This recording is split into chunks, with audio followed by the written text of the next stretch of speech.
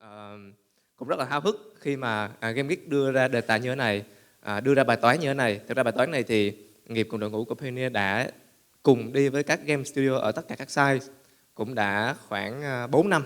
Đó.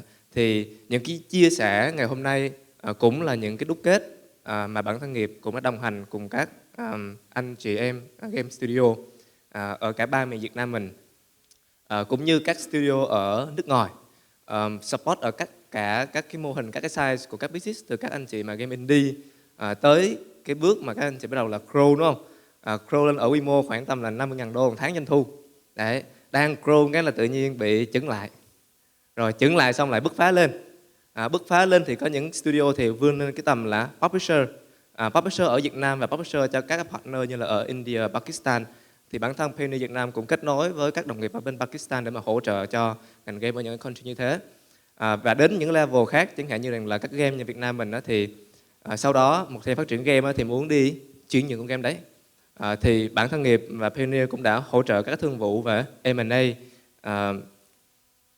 tính bằng triệu đô cả nhà ha, khoảng tầm 50 triệu cho một thương vụ. Thì bắt là hôm nay về cái chương trình về Next Game, Next Gen Game Founder, thì nghiệp tin rằng là các anh chị ở đây chúng ta sẽ có nhiều cái lợi thế hơn so với các game studio là các anh chị đời đầu tiên. Đó. Ngày xưa các anh chị đời đầu tiên thì họ gặp ở đâu sai thì họ mới sửa. Và thường để mà sửa cái đó thì đa phần là sửa được, nhưng mà được đánh đổi bằng tiền nè, và cũng như là một số cái giai đoạn phát triển của game. Còn ở đây thì các anh chị chúng ta bước đầu như là có sự hỗ trợ của GameGeek để chúng ta build được một cái thế hệ làm game founder phát triển bền vững và đưa Việt Nam mình nhanh hơn nữa. Thì phần này là không có tính vào 20 phút của em nha chị Hạnh. GameGeek cả nhà cái biết cho là 20 phút thôi. Thì phần introduction này là không tính 20 phút ha. Ok. Rồi bây giờ mình sẽ vào nội dung chính cả nhà. Đầu tiên thì em sẽ nói về cái chủ đề này, thì hầu hết là các anh founder làm game là không có thích. Tại vì khi anh em mình làm game thì mình sẽ thích về tiền nhiều hơn. Đúng không? Cái động lực là một trong động lực là làm được cái con game đấy và kiếm được thật là nhiều tiền. Để kiếm được nhiều tiền xong thì mới đến cái giai đoạn là gặp những cái vấn đề như thế này. Gặp vấn đề này xong xử lý được xong thì lại mới đến tiếp được một cái chủ đề vui hơn, tức là tài chính đã ổn định rồi. Thì câu chuyện ngoài tài chính thì không chỉ gặp phải ở các anh chị mà mới startup mình làm con game đấy, mà còn gặp phải trong cái lúc mà mình đang scale lên ở nhiều giai đoạn. Rồi, đầu tiên những cái rủi ro mà anh chị nhà mình cần nên chuẩn bị ha. Bản thân em về làm về tài chính thì em thích kiểm soát các rủi ro.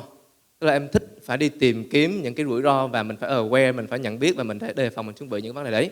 Thì có những cái vấn đề nào anh chị có thể gặp phải? Đầu tiên là vấn đề về nợ xấu. Nợ xấu nghĩa là gì ạ? Cái trường hợp nợ xấu này nghiệp cũng rất là thường xuyên gặp phải, và cái người mà liên hệ tới nghiệp thường là các anh chị bên Google này hoặc là F-Flyer. Tại sao Google lại liên hệ với Pioneer cả nhà ha?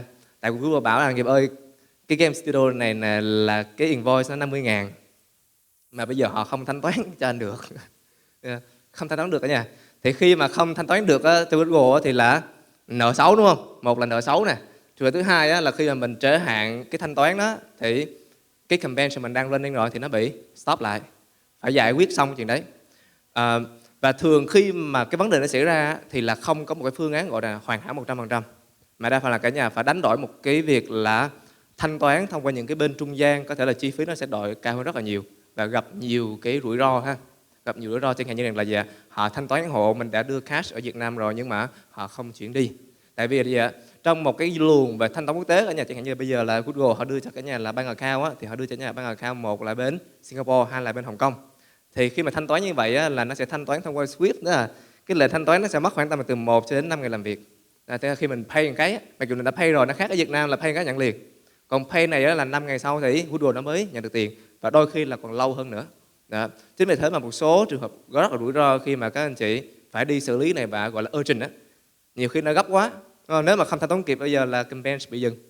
Hoặc là quá hạn thì là team finance của Google thì nó sẽ gây khó dễ nhiều thứ. Cho nên là bỗng dưng là cả nhà lại bị vướng vào cái câu chuyện là nợ xấu. Cho nên cái phần về solution thì lát nữa mình sẽ đi ở cái mục sau cả nhà nha. Phần thứ hai là liên quan đến cái chiến lược, đúng không? Chiến lược khi mà anh chị là bidding. đấu thầu. Thì mình giả định thôi nha, mình giả định rằng là một game studio khác ở nước ngoài họ cũng làm con sản phẩm giống như mình, chất lượng y chang, nhưng mà tại sao là họ scale được và mình không scale được? Tất nhiên thì ở đây nó có nhiều lý do. Thì từ phía của nghiệp thì nghiệp sẽ đi một cái phần nhỏ thôi, liên quan đến tiền, tức là làm sao mà họ có thể là gì, họ scale được, họ biết được một cái giá mà nó rẻ hơn mình. Đó. Thì ở đây là đầu tiên là gì ạ? Họ có thể bidding được bằng những cái đồng tiền có giá trị nhỏ. VND đúng không? VND nhà mình cũng là một trong những đồng tiền mà có giá trị nhỏ rồi. Cái bước nhảy của mình á thì thay đổi 1 đồng thôi là cũng đã có bước nhảy rồi. Thì một số studio khác á thì chẳng như là họ bidding bằng những cái đồng tiền nó nhỏ hơn nữa, chẳng hạn như là cách đây khoảng tầm 5,5 thì hơn năm nha, nó có cái xu hướng là đồng bên Nigeria đúng không? Nigeria nó bị lạm phát. Đó, thì một số bên đó thì cũng tận dụng cái currency của Nigeria này, thì họ bidding bằng đồng tiền này. Nhưng mà các anh chị nghe thế thôi nha, nhưng mà khi mà mình áp dụng thì là mình phải rất là cẩn trọng. Đó. Tại vì là gì ạ? Nếu mà anh chị hiện tại anh chị không có invoice, không có được trả sau của Google mà mình bidding bằng những đồng tiền như thế thì mình dùng những cái thẻ Việt Nam là cái chi phí chuyển đổi rất là cao. Thì thông thường nó sẽ mất khoảng tầm là 3,5 cộng 1,5 là khoảng tầm là 5%. Thực tế anh chị nghe thế, anh chị bắt chước thế, nhưng mà anh chị không làm được trong cái bối cảnh là mình đang để ở Việt Nam. Cái thứ hai nữa là một số bên đơn vị studio thì họ có thể có những cái chương trình cashback và thẻ.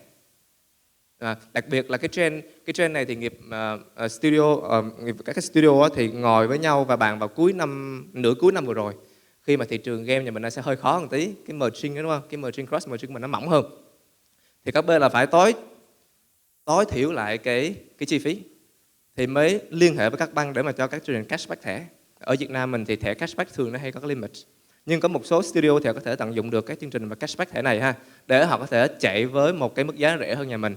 Hoặc là gì ạ? Có bên đó thì họ sẽ có những cái mức phí thanh toán nó thấp hơn.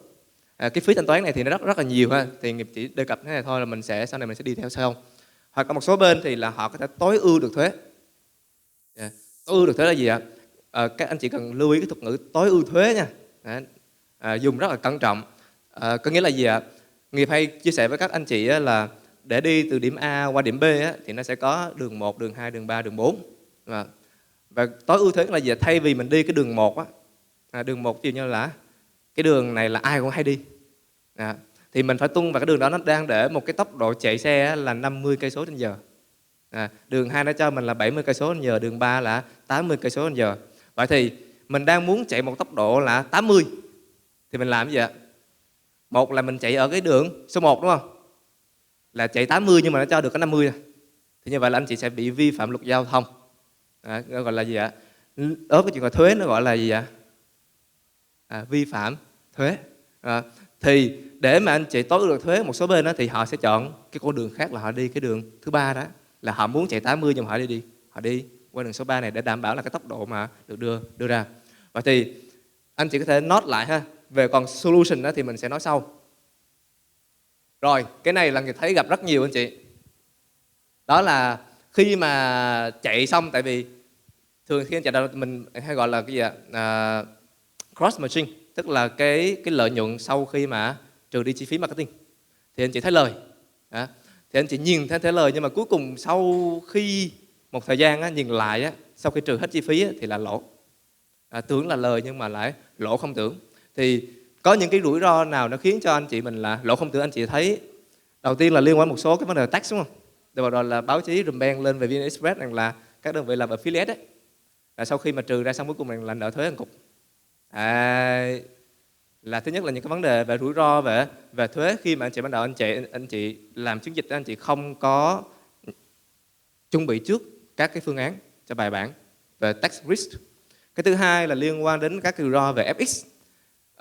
Phần này thì đặc biệt là cuối năm vừa rồi anh chị. Thì tại sao nó gọi là FX rate risk như thế này? Ví dụ như là bây giờ anh chạy đợt đó các bên họ chạy bằng đồng peso đi và đồng Nigeria. Thì khi mà họ chạy invoice với Google chỉ là họ chạy trước và họ trả sau. Hoặc là họ chạy bằng đồng Bạch Thái, họ trả trước, sau đó thì họ mới trả sau với Google đúng không? Sau đó là đến kỳ thanh toán Google khoảng tầm là ngày 20-25. Đấy. Ban đầu thì khi mà chạy anh em marketing thì báo anh Đông ơi, lời lắm anh Đông ơi. Đấy. Nhưng tới cái kỳ mà anh chị thanh toán Google là gì ạ? Cái băng của Google là băng nó chỉ nhận được bằng đồng USD thôi. Tức là mình vẫn bidding bằng đồng VND không? Bidding bằng đồng Bạch Thái, bidding bằng peso. Đấy. Nhưng đến cái kỳ pay to Google á, Google nó chỉ có bank account là USD bên Singapore nha. Thì anh chị phải chuyển đổi, nghĩa rằng là chẳng hạn như là cho invoice á, thì họ để là bao nhiêu triệu đô bạc Thái thế. Thì anh chị phải convert sang là USD và anh chị pay to Google. Thì nó rủi á, là đến cái kỳ mà thanh toán á, thì lúc này là gì ạ? Cái đồng đô nó lại mạnh hơn. Mạnh hơn. Tức là những cái đồng tiền mà cái tỷ lệ mà nó bị lạm phát và mất giá cao á, thì đến lúc mà studio họ convert qua từ cái đồng tiền mà họ chạy qua USD á, thì họ mất tới 15% anh chị. Cái là bình thường đúng không ạ? Đợt vừa rồi là Nigeria mất rất là nhiều, mất tới 15%. Đó. Đồng Việt Nam mình chính phủ đã kiểm soát rất là kinh, nhưng mà cũng vẫn mất khoảng tầm là 5 đến 10%. Đó. Thì như vậy rằng là làm sao chúng ta có thể kiểm soát được câu chuyện là FX như thế này? Thì khi mà anh chị chạy là vui lòng, để ý ha, nhiều khi mình ở sai mình đưa cho anh em marketing chạy thì anh em cần bóc quá, nhưng mà cần kiểm soát được phần này. Discontinue tức là gì anh chị? Đang hay thì đứt dây đàn. Đấy, tức là các anh chị mà đang ở, mình làm xong được cái con sản phẩm game rất là ngon rồi, mình chạy sample ok rồi, ROI ngon dương, rồi phát lệnh cho anh em vít gì ha, đẩy lên. Đó. Nhưng mà khi mà vừa đẩy lên cái á, thì dính tới câu chuyện là gì ạ? Một là anh chị có thể là gặp rủi ro là mình không có thanh toán được các cái khoản chi phí đấy rất là nhiều anh chị ha. Tại vì đa phần hiện tại là các cái vendor support cho ngành game mình á, thì họ không có ở Việt Nam. Ví dụ như là anh chị cứ điểm với anh đi, thì gần như là những cái receipt đó, đúng không? Thường thì đến kỳ thanh toán thì họ sẽ yêu cầu mình là cái bill thanh toán, thì nó không phải là một cái mẫu VAT hợp lệ với nhà nước mình. Đó. Thì rất là nhiều trường hợp là anh chị băng thì họ sẽ không support và anh chị sẽ bị vướng câu là không thanh toán được. Đó. Hoặc rằng là gì ạ? Một số anh chị mình thanh toán cái chi phí thông qua thẻ đi, thì nó sẽ bị vượt cái limit của một số cái thẻ và sẽ bị gián đoạn ở cái khoản này. Cái khoản thứ hai người hay gặp phải là anh chị vướng câu chuyện là thiếu vốn. Thiếu vốn nghĩa là sao? Nghĩa rằng là lúc đó là mình cảm giác cái con sản phẩm con game nhà mình là bây giờ cứ đưa tôi 100.000 là tôi sẽ về được 120. Có 1 triệu là đưa về 1,2 triệu, nhưng mà hiện tại là mới chỉ có 10.000 đô trong tài khoản. Nghĩa là anh chị sẽ vướng câu chuyện là đang muốn đẩy như thế nhưng mà lại không có đủ tiền. Và cái bài toán này là bài toán anh chị phải suy nghĩ. Cái bài toán này anh chị phải suy nghĩ ít nhất là 10 tháng kể từ thời điểm anh chị muốn scale. Trước đấy là 10 tháng. Lý do vì sao ạ? Chẳng hạn như là ở bên Google đúng không? Là họ cho mình invoice, tức là công nợ mình trả sau á, thì anh chị phải thanh toán không bị gián đoạn liên tục trong vòng là 9 tháng. Và phần này thì Google họ sẽ không nói cho anh chị trước ngay từ đầu. Hoặc cái thứ hai là phải deposit tiền vào cho Google. Có nghĩa rằng là giờ anh chị nếu mà anh chị mua niềm tin á, bằng hai cách. Một là theo thời gian và thứ hai là mua bằng tiền. Thì đa phần là Google thì team finance của họ thì họ chỉ duyệt theo thời gian. Thì như vậy đến thời điểm mà anh chị muốn trả sau để mà scale lên đó thì vẫn chưa có qualify, vẫn chưa được Google họ chấp thuận hay là các nền tảng họ chấp thuận cho mình trả sau được. Hoặc rằng là gì anh chị lúc này anh chị sẽ đi mượn đúng không? Của một số anh em khác, hoặc là tính toán phương án như là venture nào support rồi hay không. Thì cũng là một cái yếu tố mà đang hay thì đứt cho anh chị ha. Một cái nữa là cái này là critical này, cái này là nghiêm trọng này. Tức là anh chị không xác minh được tài khoản. Có nghĩa là gì ạ? Ví dụ như là Fmob đi anh chị. Ban đầu là anh chị cũng nghe các anh em studio khác bảo là hãy chuyển cái account này qua nước này đi, nước kia đi. Nhưng khi mà chuyển qua rồi á, mình vẫn chạy bình thường. Nhưng khi mà tài khoản đạt vào cái mức threshold á, thì bắt đầu là tài khoản đó nó bị verify. Thì anh chị phải nói được rồi, cách đây 2 năm á, 3 năm thì các bên là có xu hướng là gì chuyển cái billing này kia Singapore đúng không ạ? Rồi chuyển rất là nhanh. Nhưng mà sau đó thì chính phủ bên Sing thì họ sẽ có một số cái update cho các cái platform và các cái account, thì họ bắt các bên đó rằng là phải có một cái ID của người Singapore để mà xác minh tài khoản. Thì lúc này rằng như là các bên đó thì họ không thể tìm ra được một cái ID của người Sing để mà xác minh tài khoản này. Vì như là Fmob đó là đang scale rất là kinh chị ha. Có những studio họ đang có khoảng tầm là 95.000 đô trong tài khoản rồi nhưng mà không xác minh được cái tài khoản Fmob đấy. Cũng là fail, die luôn. Thì khi mà nhà mình scale lên cũng cần phải sure anh chị ha, rằng là tất cả các platform á, thì cái tài khoản anh chị nên đảm bảo là mình chính chủ, hoặc rằng là mình có thể xác minh được trong điều kiện trong cái điều kiện mà nếu mà các nền tảng họ có yêu cầu. Thì cái này là nghiêm trọng anh chị nha, nhưng mà cần phải aware được trước. Một điểm thứ tư liên quan đến security issue, tức là các cái rủi ro về tài chính và bảo mật.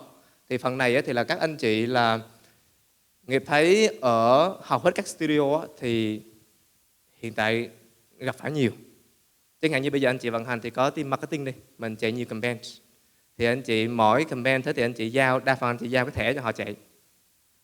Thì ngay cái việc là mình giao cái thẻ đó là mình đang, tức là anh chị đang trust người ta thôi, chứ còn là những cái công cụ để mà làm gì ạ? Liên quan đến quản lý làm sao cái thẻ này trong hợp mà nó bị hack đi. Nhưng anh chị đang có một cái thẻ rất là lớn, đúng không? Anh chị add cái thẻ này vào chạy nhiều campaign. Mà hiện tại á, là Việt Nam mình là bị phishing, bị các bên á, là họ đánh cắp, trick hack rất là nhiều. Thì rủi ro là gì ạ? Chỉ cần một bạn nào đấy, bạn lỡ bạn click vào một link nào đấy thì cái thẻ nó bị hack. Mà một cái thẻ bị hack á, thì nó sẽ, anh chị stop cái thẻ đúng không? Mà cái campaign khác thì đang chạy rồi. Và thì nó sẽ impact tới toàn bộ các campaign sau đấy. Đó. Thì ở đây là anh chỉ cần aware được những cái việc liên quan đến là bảo mật và quản lý các tài khoản. Cũng như là việc xác minh với các ad network khác, ngoài là AdMob chẳng hạn, như là các nền tảng anh chị khi hoạt động thì họ luôn luôn có những cái policy, ví dụ như là đoàn thấy gì đó, là Unity cũng có update này, Iron Source cũng có update này, Minterpro cũng có cái update. Đó. Thì những rủi ro liên quan đến cái chuyện là security đó anh chị cần phải manage, quản lý thật là tốt ha. Rồi nghiệp còn 10 phút nữa. Okay. Rồi bây giờ mình sẽ đi về làm thế nào để mình có thể quản lý được hiệu quả dòng tiền. Thực ra thì để mà nói hết được cái section này thì cần ít nhất là 8 tiếng anh chị. 8 tiếng và nó có rất là nhiều các cái mô hình.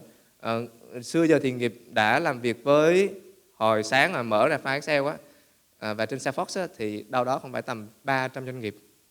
Thì 300 doanh nghiệp game studio nghiệp chưa thấy bên nào giống bên nào cả. Cho nên ở đây thì chỉ list ra, tức là chỉ đề cập tới một số cái ý chính thì anh chị nắm thêm. Rồi sau này thì nếu mà có cơ hội chúng ta sẽ ngồi kỹ hơn.